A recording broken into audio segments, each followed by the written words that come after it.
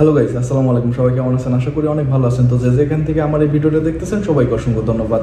আজকে যে বিষয় নিয়ে আলোচনা করব, ইতিমধ্যে আবারও কিন্তু বড় করে সমাবেশ করতেছেন মালয়েশিয়া যেতে না পারা 18,000 কর্মী। তো তাদের বর্তমান এখন পরিস্থিতি কি সেটাই জানাবো এই ভিডিওতে। স্কিপ না করে সম্পূর্ণ ভিডিওটা দেখার অনুরোধ রইল। আমি নাইম আছি আপনাদের সাথে। চলুন বেশি কথা না বাড়িয়ে মূল ভিডিওতে যাওয়া যাক। ইতিমধ্যে কিন্তু কারণ বাজার মেন সড়কে অবরোধ করতেছে মালয়েশিয়া যেতে না পারা 18,000 কর্মী। তারা মাথায় কাফনের কাপড় বেঁধে মেন সড়ক অবরোধ করে বিক্ষোভ করতেছে।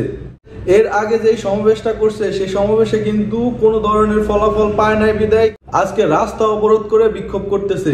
তাদের মুখে কিন্তু একটা কথাই শোনা যাইতেছে, এক দফা এক দাবি, মালয়েশিয়া যেতে চাই। তো পুলিশে কিন্তু বাধার সৃষ্টি করতেছে। এখন দেখার বিষয় যে আসলে শেষ পরিণতি কি হয়, প্রবাসী কল্যাণ মন্ত্রণালয়ের কাছ থেকে কি ধরনের তথ্য আসে সেটাই এখন দেখার পালা।